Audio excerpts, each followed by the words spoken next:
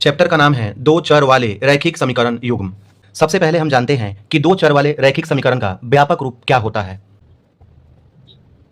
दो चर वाले रैखिक समीकरण का व्यापक रूप होता है ax प्लस by प्लस सी बराबर 0।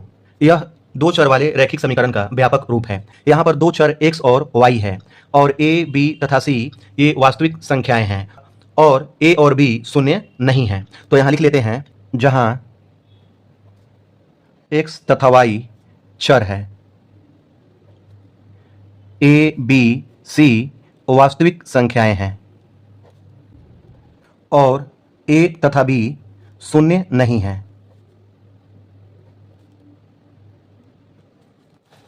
और a क्या है?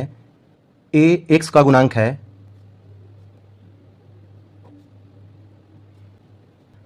तथा b y का गुणांक है। और c क्या है? अचर पद है। c अचर पद है। दोबारा से एक बार हम देख लेते हैं ax plus by plus c बराबर 0।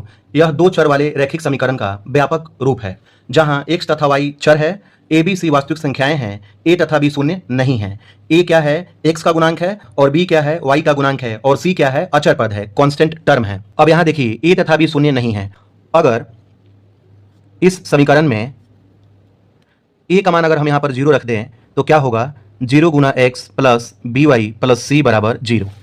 0 से अगर हम x में गुना करेंगे तो क्या होगा? 0 प्लस by प्लस c बराबर 0, मतलब by प्लस c बराबर 0। अब हमने यहाँ पर a का मान शून्य रखा तो यह जो पूरा पद है, टर्म है, 0 हो गया। इसी प्रकार अगर हम b का मान अगर हम 0 रखेंगे तो यह भी पूरा पद क्या होगा? शून्य हो जाएगा। इसलिए a तथा b का जो मान है शून्य नहीं होना चाहिए। रैखिक समीकरण का अर्थ होता है वैसा समीकरण जिसमें चरों का घात 1 हो। अब इस समीकरण में देखिए यहाँ पर x का यहाँ पर घात कुछ भी नहीं है, मतलब यहाँ पर इसका घात जो है 1 है। यहाँ पर y का भी घात कुछ भी नहीं है, मतलब कि y का घात यहाँ पर 1 है। इस प्रकार ax plus by plus c क्या है? दो चर वाला एक रैखिक समीकरण है। अब हम यहाँ सीखेंगे दो चर वाले रैखिक समीकरणों के युग्म का व्यापक रूप क्या होता है।